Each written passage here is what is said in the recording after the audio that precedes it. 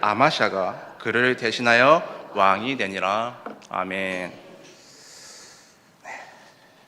이 자리에 나오신 여러분들을 주님의 이름으로 진심으로 환영합니다. 이 시간에는 여러분들은 무엇에 붙잡혀 살아가고 있습니까? 라고 하는 제목을 가지고 함께 말씀을 나눠보고자 합니다. 버나드 로 몽고메리라고 하는 사람이 있습니다.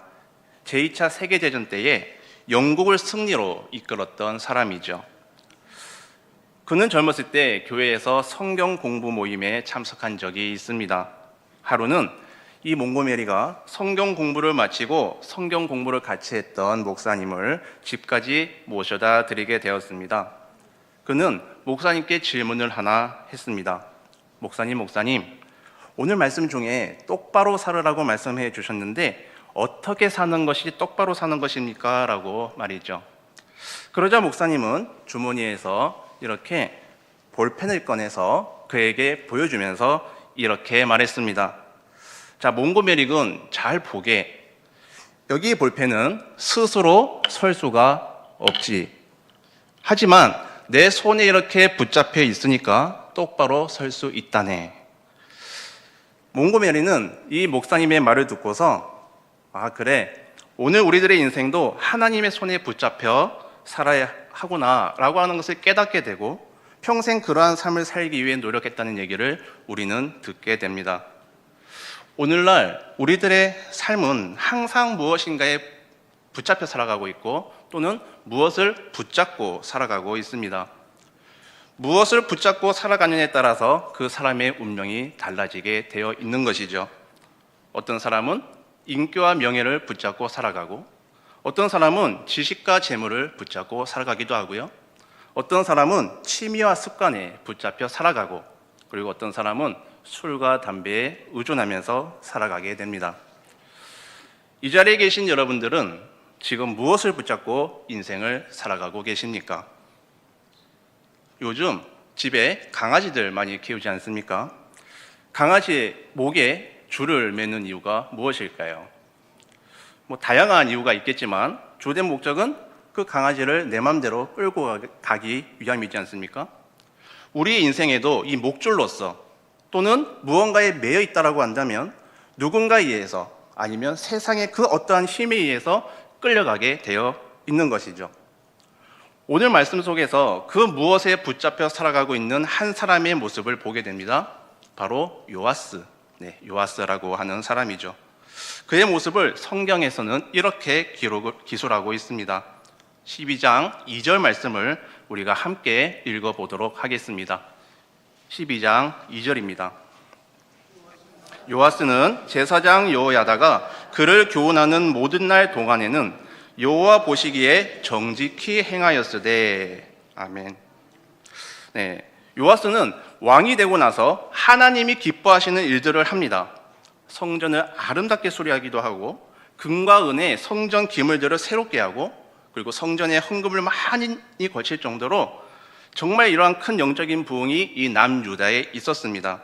그게 바로 12장 4절부터 10절까지의 내용이죠. 참 아름다운 모습이 아닐 수가 없어요. 그런데 이때 안타까운 일이 생깁니다.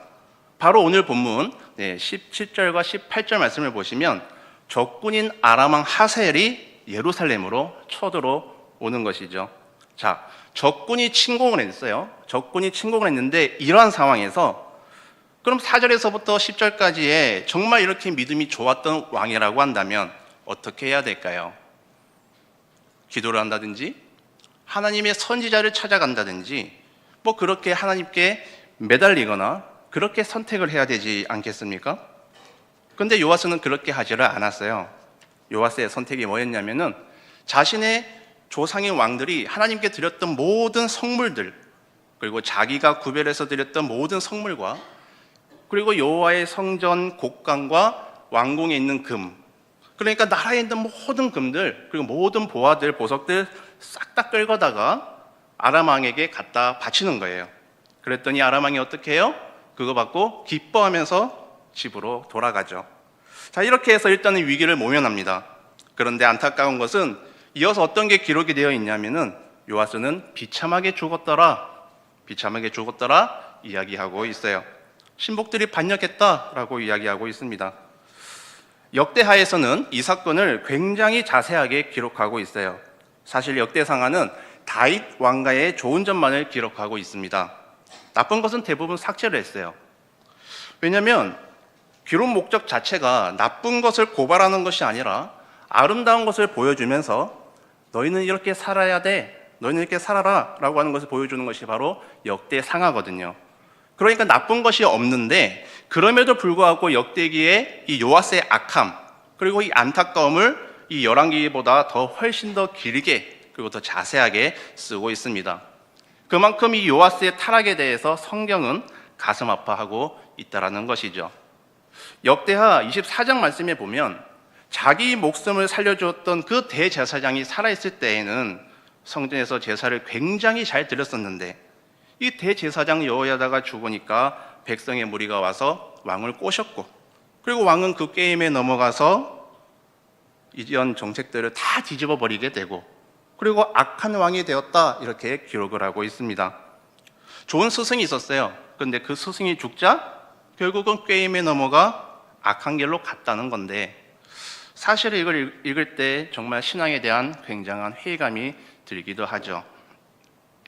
그렇게 믿음이 좋았던 요아스가 어떻게 이렇게 변할 수가 있지? 요아스도 분명히 어렸을 때 귀가 따갑게 들었을 겁니다. 하나님에 대해서 말이죠. 그리고 북이스라엘 사건에 대해서 어떻게 또는 어떠한 일이 있었고 아달랴가 어떻게 했고 그리고 어떻게 그가 살아남게 되었고 그리고 하나님의 예언이 어떻게 해서 성취가 되었고 그리고 어떻게 이 나라가 다시 정상화되었고 정말 귀가 따갑게 들었을 거란 말이죠. 그러나 그 수많은 교훈과 말씀이 있었음에도 불구하고 그는 믿음에서 떠나게 됩니다. 그래서 결국 전쟁의 위기가 오게 되니까 너무나도 인간적인 방법으로 결국 주님의 기쁨보다는 사람들의 꼬임에 주님을 떠나게 될 때 그의 인생이 비참해지더라 라고 하는 그런 말씀입니다. 여러분, 과연 이것이 요아스만의 문제일까요? 아니죠. 그게 바로 저와 여러분들이 될 수가 있는 것입니다. 저와 여러분들은 주 예수 그리스도를 통하여 구원을 받았습니다. 우리는 주 예수 그리스도를 통해서 구원을 받는다는 이 진리 믿습니다. 그런데 문제는요, 때로는 우리의 신앙도 이 요아스처럼 오늘 본문의 요아스처럼 주를 떠날 때가 있고 그리고 갈팡질팡하면서 흔들릴 때가 있다는 말이죠. 정말 하나님은 살아계시는 거 맞나? 정말로 하나님은 존재하시는 걸까? 나는 진짜로 죽어서 천국에 갈 수 있을까? 이러한 질문들 말이죠. 작년 연말정입니다. 미션 투어를 가기 위해서 제가 맡은 부서의 학생들에게 성경 공부를 진행했었습니다. 친구들 어떻게 하면 구원받아 천국에 갈 수 있을까요? 친구들 구원은 어떻게 받을까요? 라고 이렇게 질문을 해봤어요. 이에 대한 답을 우리 아이들이 얘기를 해주는데 그런데 여전히 구원의 확신은 없는 것 같았습니다. 구원은 어떻게 받을 수 있냐라고 이러한 질문에 착한 일을 많이 하면 천국에 갈 수 있어요. 이런 대답을 하더라고요. 내가 그 무엇을 해야 한다 라고 말합니다. 내가 착한 일 많이 해야 되고 내가 좋은 사람 돼야 되고 내가 부모님 말씀 잘 들어야 되고 예배 시간 떠들지 않고 지각하지 않고 주님이 기뻐하시는 이러한 저런 것들 많이 해야 된다라고 말이죠. 그럼 과연 이런 것들을 언제까지 얼마나 해야 될까요? 그런 것으로 구원받지 못한다고 우리 주님께서는 분명히 말씀하셨습니다. 오직 주를 믿어야 한다고 말이죠. 믿음으로서만 구원받을 수 있다고요. 우리 하나님은 사랑의 하나님이시라 우리 인간들이 죄악으로 인해서 멸망받는 것을 원치 않으셨기 때문에 하나밖에 없는 그 독생자 예수 그리스도를 이 땅에 보내주시고 그리고 인간의 몸을 입고 오신 그 예수님께서는 우리의 그 모든 죄악의 짐을 지시고 십자가에 못 박혀 돌아가심으로 인하여 누구든지 그 주님을 믿으면 내 마음속에 영접하면 구원을 받습니다. 내가 무엇을 해서가 아니라 내가 감당할 수 없는 그 죄악의 문제를 다 해결하신 그 주 예수 그리스도를 내가 믿으면 구원받습니다. 나의 공로가 아니에요. 주님의 십자가의 그 보혈로서 내가 구원을 받는 것입니다. 이것이 곧 기독교의 진리이고 복음인 것이죠. 예, 전도사님, 네, 저 그 말씀 잘 압니다. 많이 보고서 많이 들어서 잘 알고 있거든요. 네, 그쵸? 네, 그래요. 잘 알고 있습니다. 그런데 바로 그 잘 알고 있다라고 하는 그 구원의 문제가 때로 흔들릴 때가 있다. 이런 말이죠. 우리의 흔들리는 이 구원의 문제. 그런가 하면 내가 생각한 대로 그 무엇이 속히 이루어지지 않으면 하나님 정말 살아계시는가? 아니, 기도하면 다 들으시고 응답해 주신다고 했는데 왜 하나님은 내 기도에 응답해 주지 않으시는가? 왜 침묵하시지? 하나님은 정말 살아계시는 거 맞아? 이러한 질문들, 이러한 생각들, 왜 우리는 경고하지 못하고 흔들릴까요? 지난 3년간 코로나19 팬데믹 장기화로 인해서 우리는 그러한 상태에 놓여졌었고, 또는 여러한 상황들로 인해서 나도 모르게 우리들의 믿음이 약해지고 그리고 무기력해지는 그런 상태에 놓여지게 됩니다. 쉽게 얘기해서 뭔가 뜨겁지도 않고 차갑지도 않은 그러한 상태, 미지근한 상태인 것 같아요. 자, 그렇다면 이 성경에서 우리를 향해서 보여주는 이 경고의 메시지가 무엇이냐고 하면, 믿음 버리고 배교하는 그런 행위보다, 이러한 배교의 행위보다 이 미지근한 상태에 대해서 우리에게 경고를 해주고 있습니다. 믿고는 있어요. 믿고는 있지만, 하나님은 살아있는 것 같이 우리가 믿고는 있지만 실상은 그 마음 가운데 믿는 것도 아니고 안 믿는 것도 아닌 그러한 상태. 분명히 내가 구원받는 거 알고는 있지만 정말 구원받는 것이 무엇인지도 알지 못하는 그런 확신이 부족하고, 예배를 드려도 아무 생각 없이 앉아있다가 끝나면 그냥 가버리는 일상적인 습관, 감사도 기쁨도 평안도 없는 그런 미지근한 상태. 이런 미지근하다라고 하는 말이 의미하는 게 무엇인지 아십니까? 이게 무슨 말이냐고 하면은, 이 신약 성경에서는 특히 미지근해졌다라고 하는 또 다른 표현이 무엇이냐면, 나에게는 부족함이 없고 나는 잘하고 있고 이렇게 하면 문제가 없어, 이러한 마음입니다. 이러한 마음 상태들을 잘 표현해 주는 성경 말씀이 있습니다. 함께 요한계시록 3장 17절 말씀을 찾아서 읽어보도록 하겠습니다. 신약 402면에 있는 요한계시록 3장 17절 말씀 함께 찾아서 읽어보도록 하겠습니다.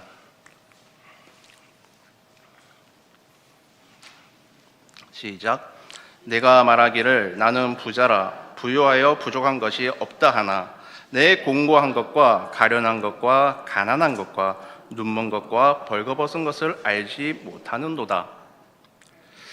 아멘. 이 구절은 이 라오디게아라고 하는 교회의 영적 상태를 말하고 있습니다. 이 라오디게아의 상태가 오늘 우리들의 영적 상태가 아닌가 생각해 보게 됩니다. 나는 부자라고 이야기하고 부유하고 부족한 것이 없다라고 이야기하지만, 나는 이제 세상적으로 살기 그리 어려운 점 없다라고 스스로 위로하지만, 실제로 영적으로는 공고하고 가난하고 가련하고 눈물고 벌거벗었다라고 책망하고 있죠. 사랑하는 성도 여러분, 오늘 우리들의 영적 상태는 어떻습니까? 우리 모두는 하나님을 향해 산다라고는 하지만 언제든 우리의 마음 상태가 흔들릴 때가 있고 유혹될 때도 있고 다 그렇습니다. 하지만 더 중요한 것은 내가 그 하나님 앞에서 저는 무능한 존재입니다 라고 하는 이러한 고백을 잊어버리기 시작했을 때, 그것이야말로 영적으로 죽었다라고 하는 것이고 믿음이 떨어졌다라고 하는 것이고, 그것이야말로 미지근해졌어 라고 하는 그 말이라고요. 어느 순간 우리는 하나님 앞에서 나의 무능함을 인정하는 것을 잊어버리는 것 같습니다.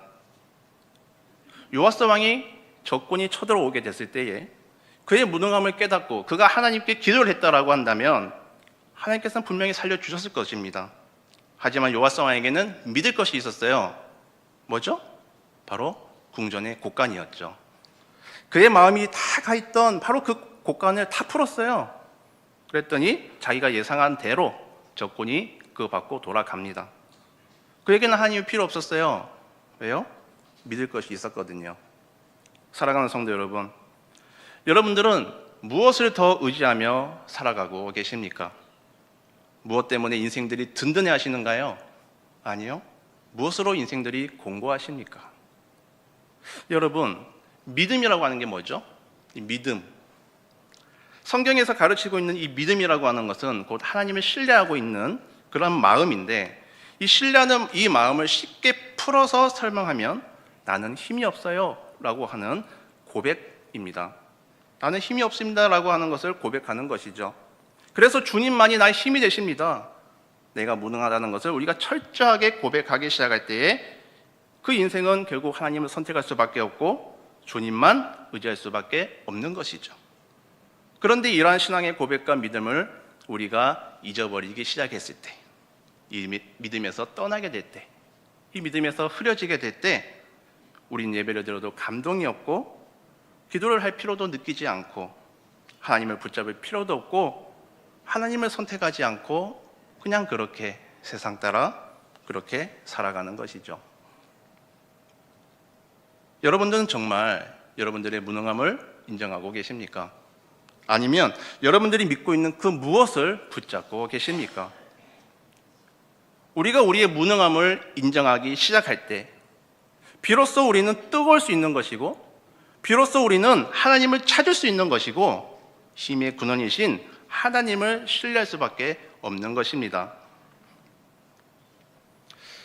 이 시간에 지성인의 글이긴 하지만 한 번쯤 생각해 볼 만한 글이기 때문에 이 시간 여러분들에게 제가 소개해 주고 싶습니다. 시인이자 역사학자인 고 민영규 교수님께서 예루살렘 입성기에서 쓴 글을 고 신정복 교수님이 여러 책에 인용하면서 유명해진 글입니다. 이 나침반에 대한 비유인데요. 네, 한번 들어보세요. 북극을 가리키는 지남철은 무엇이 두려운지 항상 그 바늘끝을 떨고 있다. 여인 바늘끝이 떨고 있는 한 그 지남철은 자기에게 지니어진 사명을 완수하려고 하는 의사를 잊지 않고 있음이 분명하며 바늘이 가리키는 방향을 믿어도 좋다. 만일 그 바늘끝이 불안스러워 보이는 전율을 멈추고 어느 한쪽에 고정될 때 우리는 그것을 버려야 한다. 이미 지남철이 아니기 때문이다. 자, 여러분, 이 지남철이 이 나침반을 이야기하는 것을 아시죠? 나침반의 주요 구성물인 이 자석을 일명 지남철이라고 한다고 하는데요. 사실 이 나침반을 우리가 잘 보고 있으면 계속 흔들립니다. 그렇지 않습니까? 계속 흔들려요. 나침반 안 보신 분 계십니까? 나침반 한 번씩 다 보셨지 않습니까? 나침반 보시면 계속 흔들립니다. 그렇죠? 근데 고정되어 있지 않아요. 왜냐하면은 끊임없이 이 나침반이 북쪽을 가리키기 위해서 흔들리고 있거든요. 그런데 어느 순간 이 나침반이 흔들림을 멈춰버리고 고정되어 있다고 한번 생각해 보세요. 상식적으로 우리 반응은 고장났다, 고장났네? 우리는 이렇게 이야기를 하죠. 사실 우리 믿음 자체가 이 나침반과 같다라고 생각하시면 참 좋을 것 같아요. 우리는 끊임없이 하나님을 찾고 또 찾고 있지만 여전히 우리는 매번 흔들립니다. 하지만 그렇게 했을 때에 하나님을 찾는 그 예수님이 바로 여러분들이 살아있다고 하는 그 증거입니다. 나는 아무것도 할 수 없어요. 하지만 하나님은 하실 수 있으십니다. 그렇게 했으면서 벌벌벌 떠는 이러한 그 모습 자체가 여러분은 믿음이 살아있다고 하는 그 증거입니다. 하지만 어느 순간 내가 믿는 것은 나의 실력, 나의 가진 것, 나의 형편들, 그거에 만족해버려서 주저앉아버려서 미지근하게 앉아있다고 한다면 여러분들의 믿음은 죽은 겁니다. 혹시나 여러분들의 마음 가운데 하나님 찾고 싶지만 여전히 흔들리시는 분 계십니까? 하나님을 향해서 끊임없이 뭔가 찾고 있지만 뭔가 알지 못하는 그런 흔들림들 있으십니까? 그럼 여러분들은 살아있다라고 먼저 축복드리고 싶습니다. 여러분 살아있다는 증거예요. 하지만 소망하기는 우리가 확신하는 것은 하나님 앞에서 우리가 아무것도 아닙니다. 우리가 아무것도 아닙니다라고 하는 것을 고백하게 될 때 그때 우리에게 힘이 되어 주신다고요. 그때 우리에게 갈 길을 보여주실 것이고 우리에게 전부가 되어 주신다고요. 여러분, 이 신앙은 한결같아야 됩니다. 처음이 좋았으면 끝도 좋아야 되고 그리고 그 과정도 좋아야 합니다. 여기 요하서는 처음에는 참 좋았지만 그만 그의 믿음이 흐트러짐으로 인해서 정말로 인간적인 방법으로 그 인생이 비참하게 끝나는 안타까운 모습을 우리는 보게 됩니다. 결국 이 요하서 같은 인생이 되면 안 되는 것이죠. 우리는 무엇을 붙잡고 있는지, 아니요, 그 무엇에 붙잡혀 살아가고 있는지 다시 말씀 앞에서 내 자신을 돌아보시기를 바랍니다. 예수님께 붙잡힌 바 된 인생들, 부르심의 소명을 따라 최선을 다해 달려가는 그러한 인생들이 행복한 것이죠. 그러한 인생들이 되고서야 나의 가치를 깨닫고 그리고 의미 있고 승리하는 삶을 살아갈 수가 있는 것입니다. 사랑하는 성도 여러분, 하나님이 포기한 인생이 아니라 하나님께 붙잡힌 인생들이 다 되시기를 소망드립니다. 하나님께 붙잡혀 사는 것이 바로 은혜인 것이죠. 바라기는 우리 모두, 이 자리에 있는 여러분들 모두 우리를 부르시는 그 하나님께 붙잡힌 바 된 그러한 인생들로서 끝까지 주님만을 의지하며 행복한 삶을 살아가시는 저와 여러분들 다 되시기를 주님의 이름으로 간절히 소망합니다. 기도드리겠습니다. 하나님, 우리는 정말 티끌만도 못한 존재임을 이 시간 정직히 고백합니다.